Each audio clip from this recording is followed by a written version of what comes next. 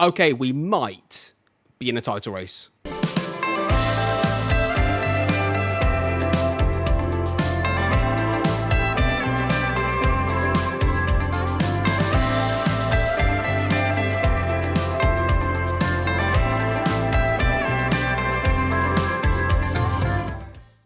Hello everyone and welcome back to Moneyball. Yes, we are going to be in a playoff / promotion / title race, we think, this season. The only defeat we've had all season long was the very first game of the season that we saw together on camera.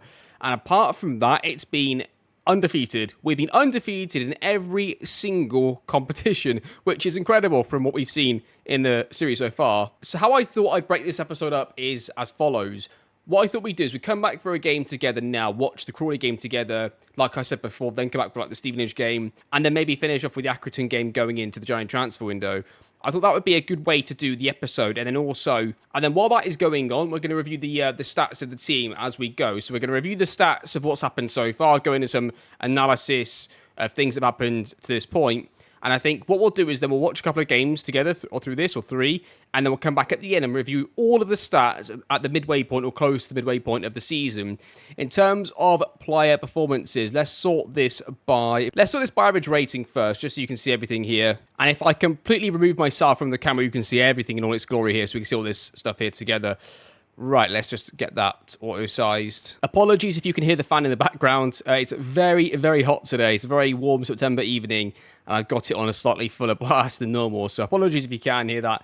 It won't be in many more episodes, I don't think, in terms of the weather in England at this time of year.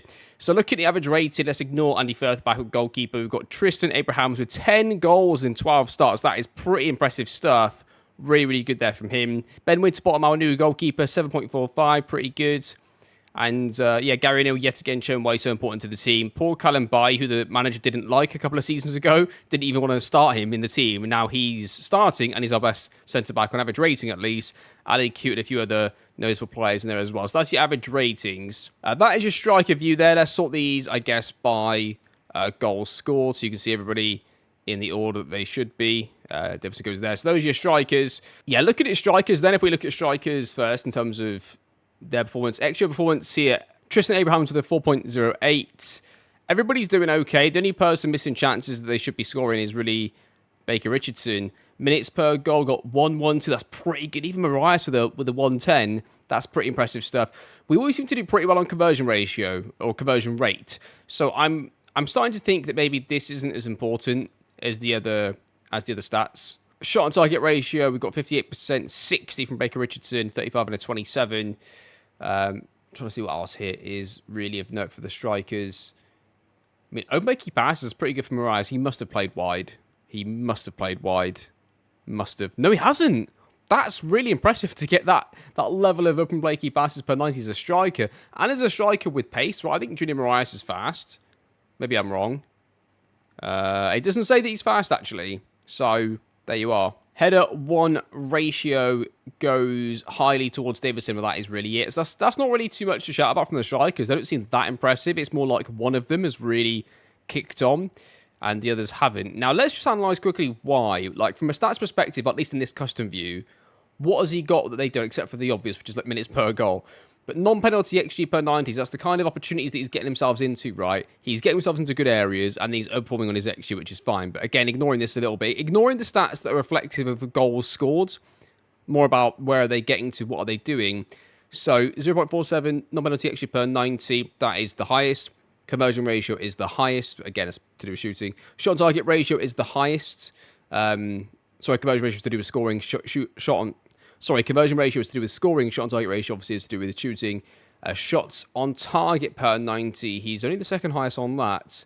And even total shots per 90. But I guess what you can see there, I mean, high intensity sprints per 90 is the lowest. I mean, there you are. A lot of offsides. I guess that shows that he's breaking in behind and getting caught offside a lot. Maybe he's fast. Is he fast? I think he's fast, isn't he? Acceleration and pace. Okay, so the two things that stand him out above those two, again, ignoring the goal stats, because that's sort of directly affected by goals, not shots but goals. Non-penalty XG per 90, that's high. Not the highest. Baker Richardson has actually got pretty high. I'm almost ignoring Richardson because he's only had 4 appearances, whereas Ace Marias had 9. So I'm sort of ignoring him, really. I'm looking at the top 3 we're looking at here. But yeah, he's higher than them on that, and offsides, he's obviously much higher. Dribbles per 90 is also high, much higher.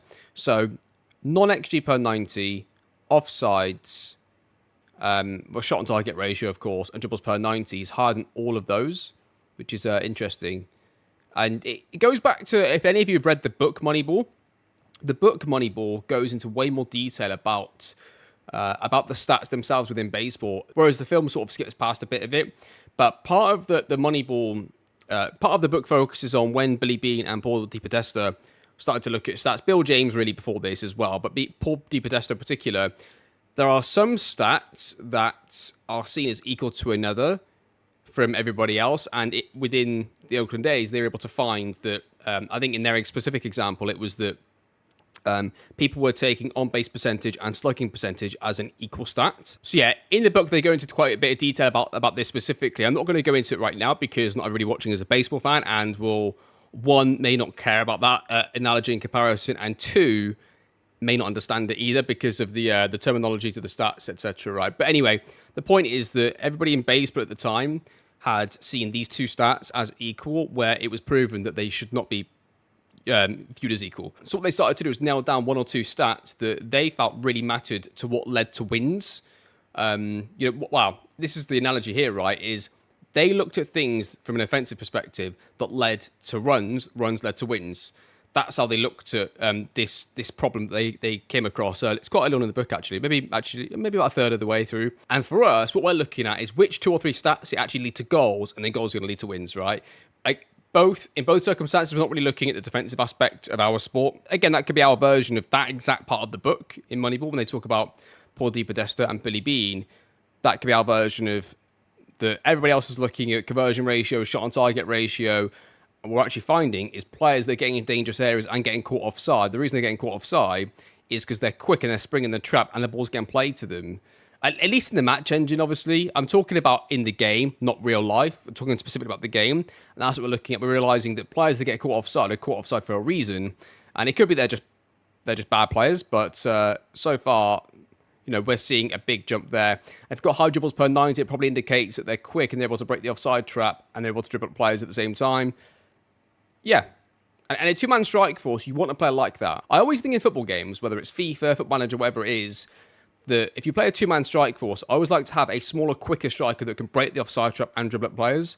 I feel like you always need a player like that in a two-man strike force in football games. So to have somebody like this, if I ignore the name, I just look at these stats, that's exactly the kind of player I'd want as my right striker in a 4-4-2 in FM. So yeah, interesting stuff for that. Good Abrahams, well done, young man. 25, still young. Okay, wingers, I have sorted them by appearances yet again. We'll have a look at this.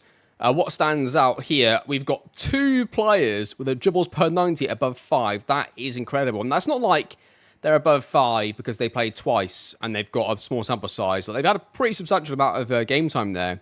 That's pretty impressive. Billy Chadwick's got the least with 2.31. But if he's got less dribbles per 90, but he's been effective, I'm assuming he's a bit more creative, is he?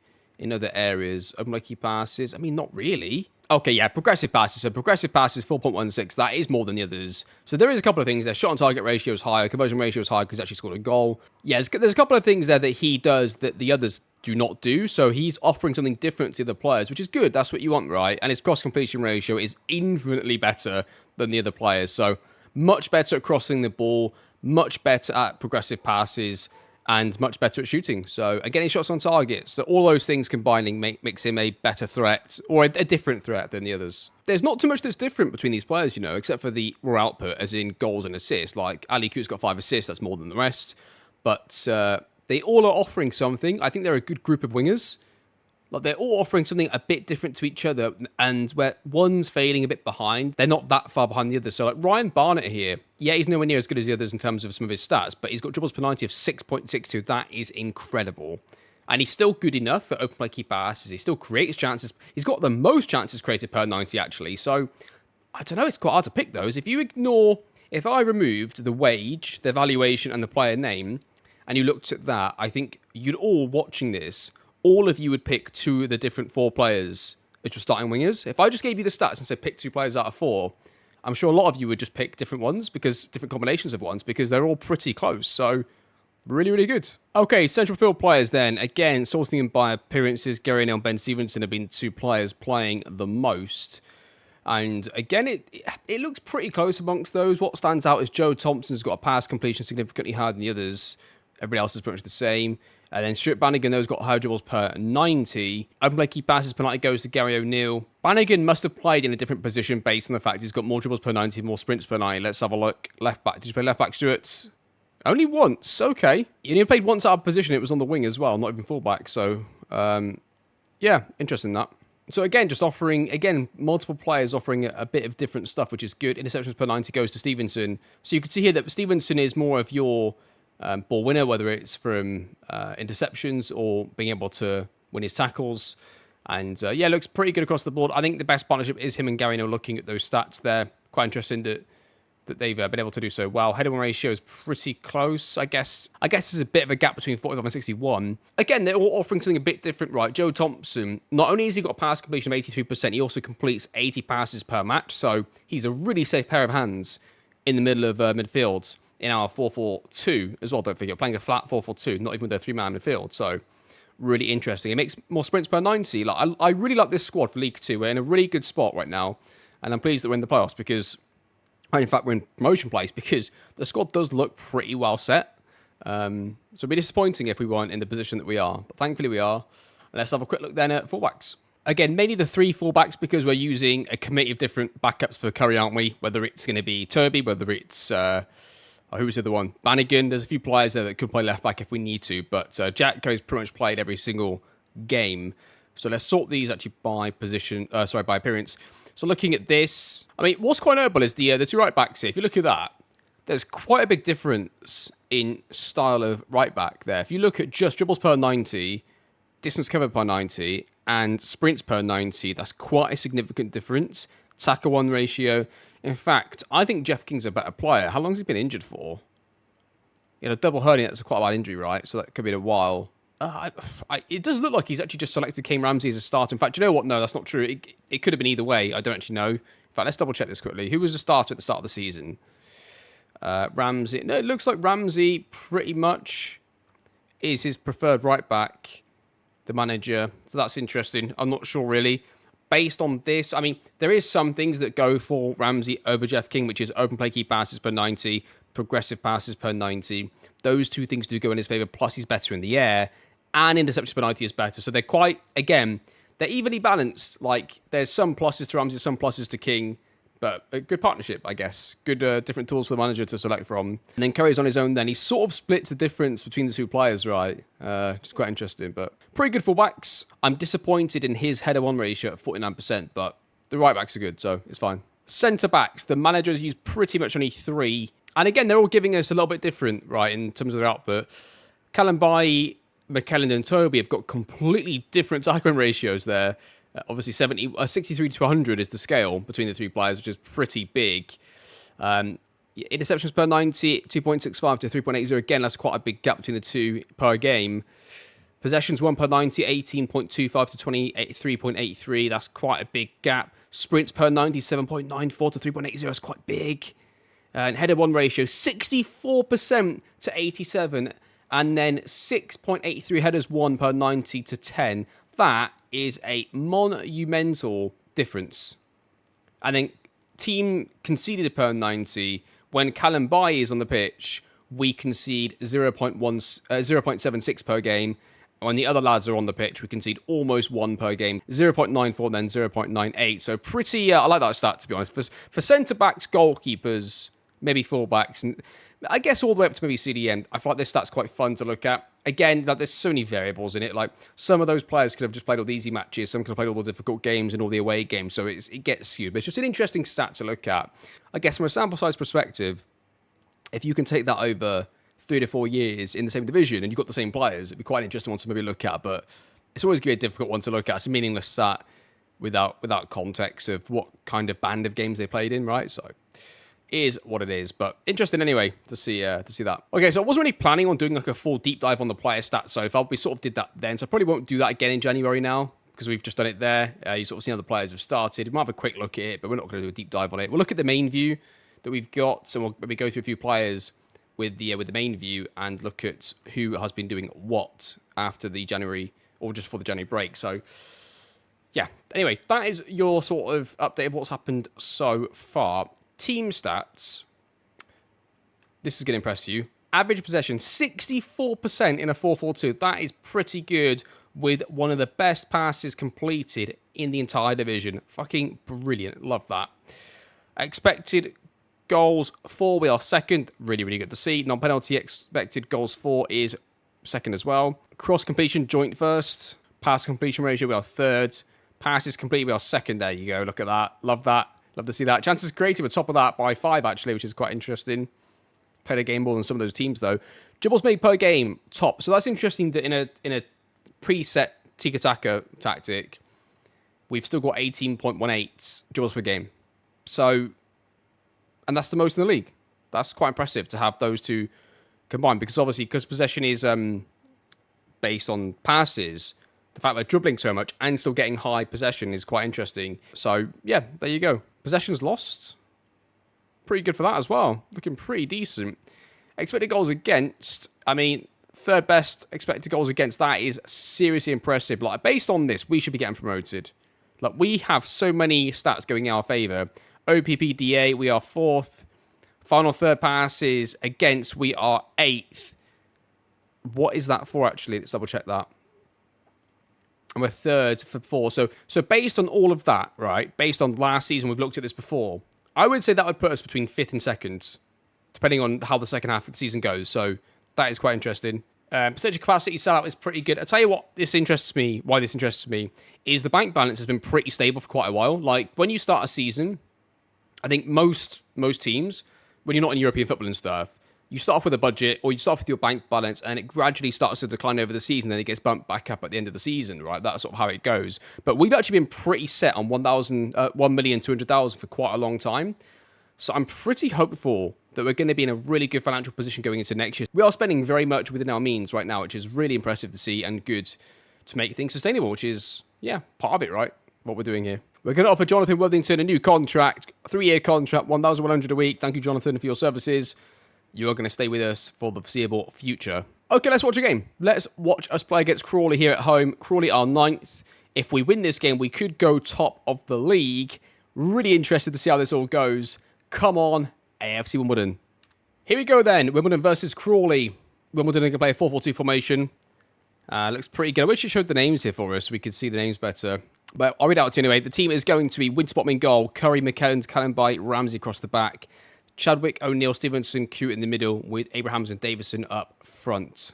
I'm actually quite interested to see the team play their vertical tiki-taka in League 2. Good possession here so far against Crawley. Creeping up to the 9,000 attendance mark as well for the home games, which is going to be good for us. That is a red card, Stevenson. Cheers for your efforts, mate. That is going to be a straight red, and we are down to 10 men. And he's taken off Abrahams. Why would you take off Abrahams, manager? I'm not going to question you because you've done a pretty good job. Why would you take him off when he's the only one that can score? Chadwick, Koo goes into the box, headed away. O'Neill's got it. And it's a penalty! Send him off, ref. Even up. He's not going to send him off. It's going to be a penalty, though. Gary Neal's going to take it, and it could be 1-0 to the 10 men of Wimbledon. Takes a penalty, shoots, scores, 1-0. We're top of the league. We're top of the league. How shit must you be? We're top of the league. I've got to be honest, we watch these games as an outside manager. We don't get a lot of highlights, do we? It doesn't seem like, which is fine. I mean, this game is going to be a game where we're keeping the ball a lot with 10 men, so there's not going to be too many chances, potentially. Chadwick into Curry. Launches it into, I don't know what that was, to be honest, but Ramsey's got it anyway. Goes past one, has a shot, I think, and clears it out for nearly a throw-in. It's nice to see that the manager makes earlier changes. Now, not so much the one in the first half, that was because of the red card, but in the first few matches I watched, the manager wasn't making changes until like really, really late. And I thought it might have been like an issue where he was just not going to make changes until the game was almost over. But he's making changes a lot earlier now, which is good. And they can build their attack now. Are Crawley going to get a chance? Win it deep. We're going to lose it again. That guy was offside. Surely, referee. Josh Stones, not John Stones, and it was offside. And there you have it. Finishes 1-0 to AFC Wimbledon. We'll take that big 1-0 win versus top of the league, incidentally. There you go. Look at that. Tell you what, nosebleed territory for us. We are top of the league and looking really, really good. We went down to 10 men early on in that game, and still won pretty comfortably against a mid-table side. Well, actually, no, not even that. If Crawley would have beaten us, they would have gone into the playoffs. If they would have drawn the game, if they would have even gotten a draw in that game, they would have gone into the playoffs. So, pretty decent side. Beat them comfortably. Let's see how we get on then over the next few weeks. Yeah, that's pretty good. Pretty good stuff. Right, I'm excited about this. So, what we'll do now is we'll take a little break from each other for a little while, and we'll come back in the next calendar month. We'll come back for the Stevenage game, I think they're away. Yeah, we'll do that. We'll come back for the Stevenage game and see how things have gone in the league between now and then. Also, there's a League Cup fourth round game to watch out for because we could be in a League Cup quarter-final if we were to win that. And also, we're going to have another group game then, the Johnsons, or the Papa John's trophy, sorry. So, yeah, okay, let's come back in a month's time-ish, and let's see how the boys have been getting on. That is a really good start to the season now. I think what we've seen, though, so far in this series is that we are very prone to going long streaks without a win and then a long streak without a defeat. So we're just on one of those right now that's keeping us going. So let's see what happens when we lose a game, and let's see if it carries on. If we get to the Cup quarter-final, we could end up getting smashed by somebody, so we'll see how it all pans up. Okay, that's the league table. I'll see you in a month's time, and let's see how it looks going into the end of November. Okay, it has gone very, very well off of camera. I am really impressed with how this manager is getting this team not only to perform, but the way that they're playing as well, and I'll show you what I mean in a second. That is an incredible run off camera. We lost in the the League Cup fourth round. We got the FA Cup as well. We're in the Johnson's Papa John's trophy going forward as well, which could be a trophy for us this season. We're playing really, really good stuff. But yeah, if I was to show you this quickly, average possession, we are still at 64. Well, that is now the best in the division, which is incredible from the boys to keep this up. And passes completed, we're still pretty high on that, right? Yeah, we're still second, really close to But in fact, we have a game in hand, quote, really, on that. So if we were to rack up around 600 passes in the next match, we're going to actually overtake them on that. So really good stuff to see from the boys.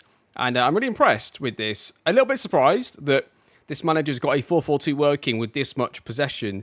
But he's done a good job. We're not getting too many injuries either, apart from the goalkeeper right now is injured. But so I guess that's something to do with the training regime from the manager and the fact our facilities are pretty good. I'm sure that's coming in to play a little bit. Good staff maybe as well. In fact, let's, while we're here, should we do this now? We've got a stable bank balance. I'm thinking, do we go training facilities? We'll go with that. We'll go with a bit of training facilities. I don't really care about the youth system too much right now. But we'll try and go for some youth facilities. From training facilities. We'll see if we can get that activated by the board. Okay, so we're going to watch the game against Stevenage, see how we're getting on. And I'm interested to see what happens here, because the football should be really, really interesting to watch. Whenever we watch the games, there's always no highlights, nothing happens, etc. But let's see what happens in this one. I'm interested to see doing really well. And come on, Wimbledon. Yeah, let's see if we can stay top of the league. Here we go then. It's going to be an interesting one, this. Your team is going to be Firth in goal, Curry, McKellen, Callan-By, King across the back, Chadwick, O'Neill, Stevenson, Cute in the middle, Abrahams and Davidson up front. Yeah, I'm interested to see how the team plays. I'd like to see a game. I might switch one on to extended at some point, just to really see the team play. In fact, let's do it now. Let's try and get a few highlights of the team actually playing some good stuff. 78% possession right now. There you go. Look at that. Battering them. They're playing a 4-3-3, incidentally. Davidson, Cute. Goes wide. Is he going to stop and cut back here? They're just going to lose it. That is absolute shite, Cute, isn't it? You know that. They've just gone long. No nonsense. That looks like Wimbledon Season 1, didn't it, from them? King, Callan-By. Stays on it. Plays it to McKellen's. We're going to try and spread out a bit here, lads. Try and get... That's it. The gap. Oh, we had the gap open there. I was hoping he'd take a touch out his feet and play it into here. King, Coote.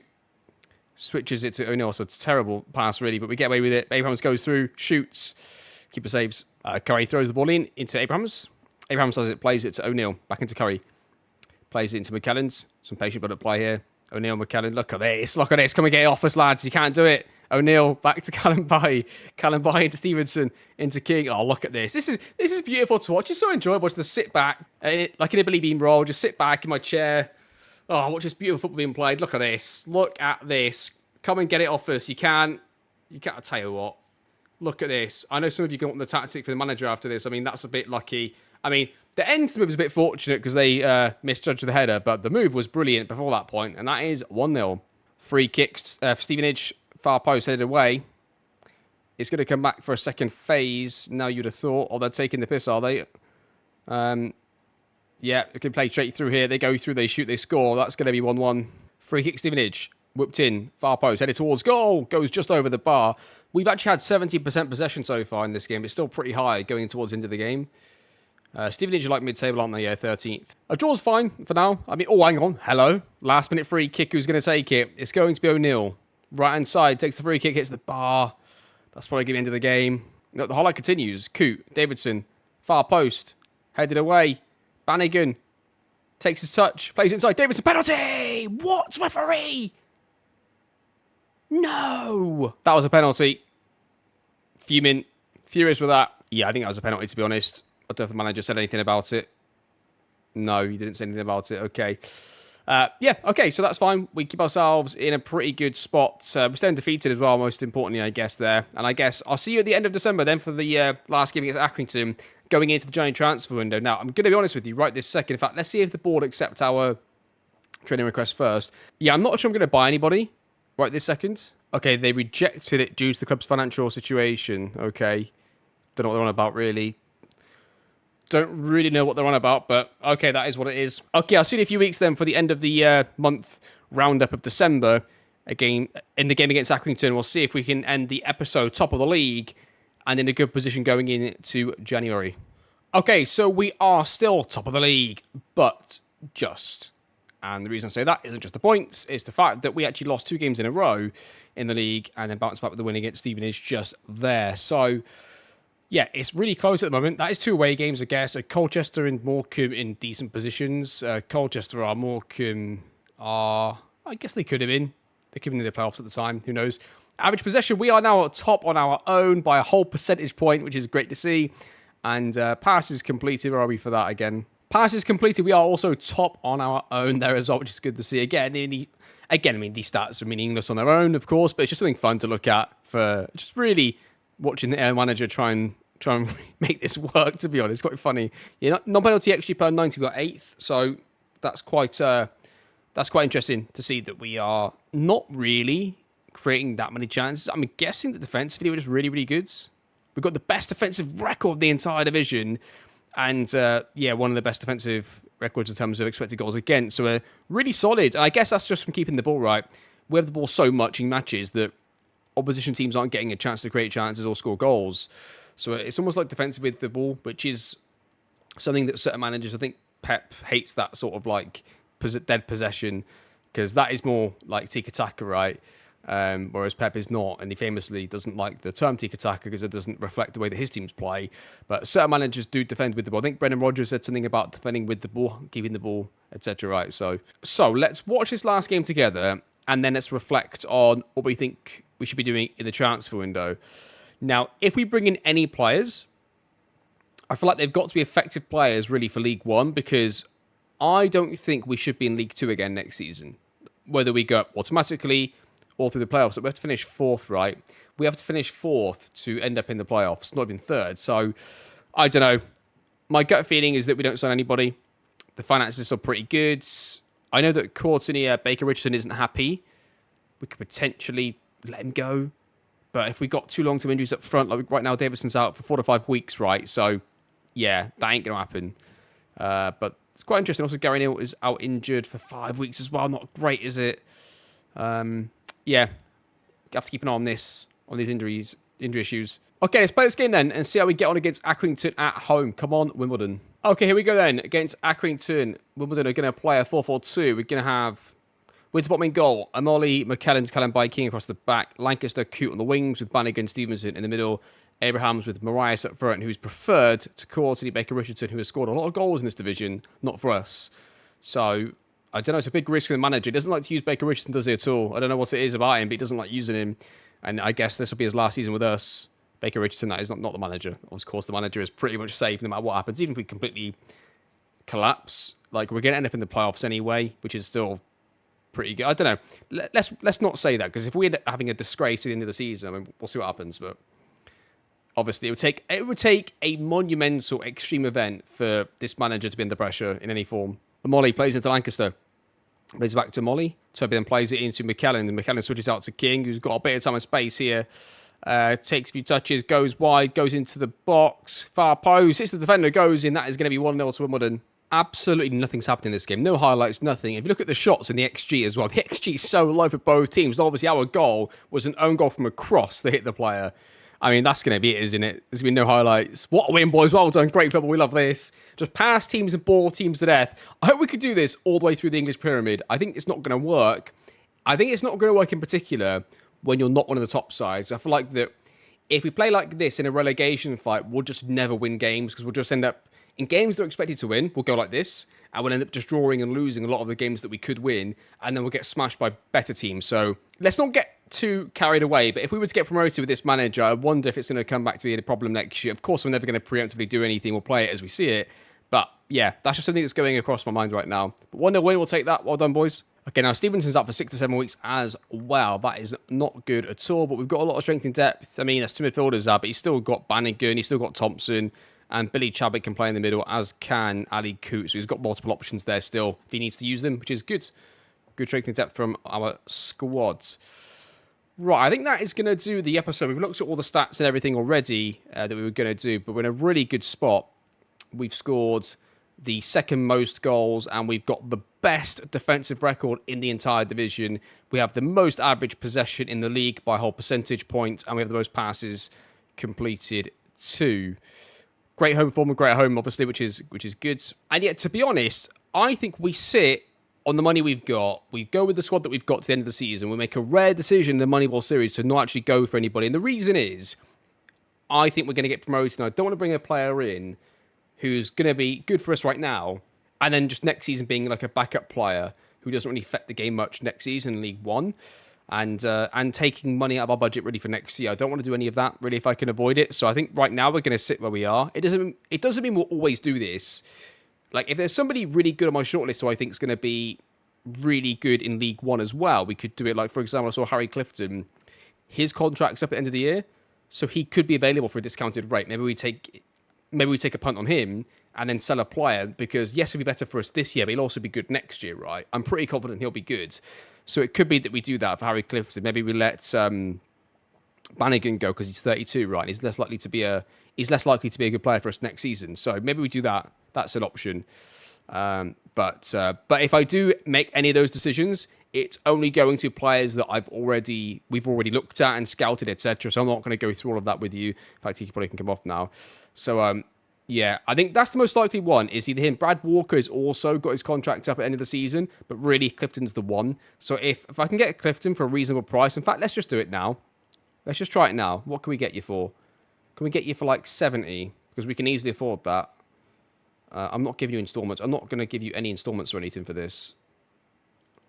I'm not kicking your transfer fee into the next season. 98 grand we could get him for.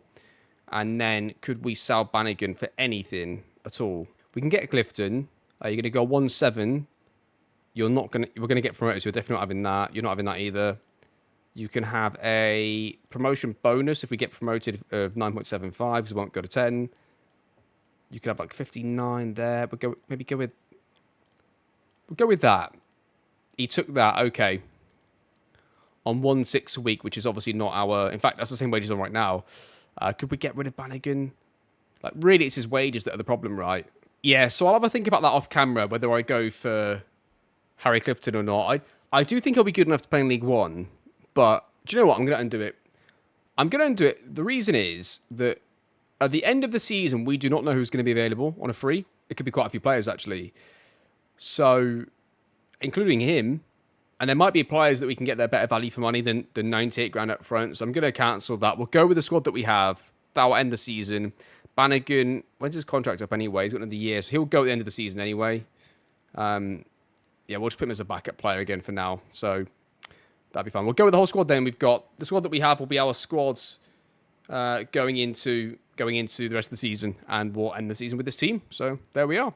Okay, that is going to do it. Next episode, we'll come back for, I think we're almost definitely going to be in a playoff race, right? I can't see us being so far out of it that we've fallen out the playoffs and we're nowhere near enough to go on a race to get in there. So I think what we'll do is I'll skip definitely January, probably skip February. I'll tell you what, let's come back for this game. Let's come back for the Grimsby game. And the reason Grimsby is because in the last couple of years, they've been inside the playoffs playing a flat 4-4-2, and this year they are not. So it's a great team to come back from. The team that we've used the stats on for a lot of the the things we looked at, right? So let's come back for this game. Let's see how things have been going for basically 2 months off of camera. And let's then watch the playoff race or promotion race, maybe even a title race altogether. So it'll be like the Grimsby game.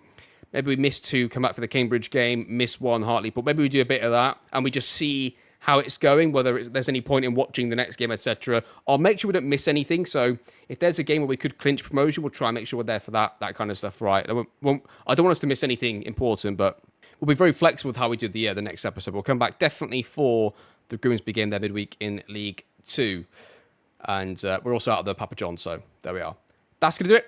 Thank you so much for watching. Hope you're enjoying the series. It has been so fun to do this. We're going to be in League 1 next year, hopefully. And hopefully we can get ourselves going up the leagues as quickly as possible. Obviously, if we do get promoted, it will be back to the full Moneyball experience. It will be the spreadsheet back out. It will be the 3 teams that we take. And we're looking for players that are going to finish in, hopefully, mid-table in League 1 at least. I think what we're going to need to try and do, there's going to be a lot of players on a free transfer that we need to try and get. So what I probably will do is at the end of the season, we'll look at whose contracts are going to expire. And even players that are not interested in Wimbledon at that time, they might well be when they don't actually have a club, right? So we'll try and look at who's available and free, who fits our stats then, preemptively try and get those free transfers when we can. I think that's what we try to do, and we try to look at League 2, League 1 players that are going to be on a free, the other top divisions in the UK as well that are not England, and we try and see if we can get any of those players in as well, and just see what we can do. Maybe we look at some loan players. Maybe we also see who on like the 2nd of July is available to loan, and we then go back through the last year's save file to see if we can get 2 or 3 players on loan that really fit our stats. That obviously we won't be able to preemptively look at right now because we don't know who is going to be willing to come to us on loan on the 2nd of July 2025. So that's going to do it. Thank you so much for watching. I appreciate you all. Appreciate the support on the channel and on the series. And I'll see you all, of course, next time.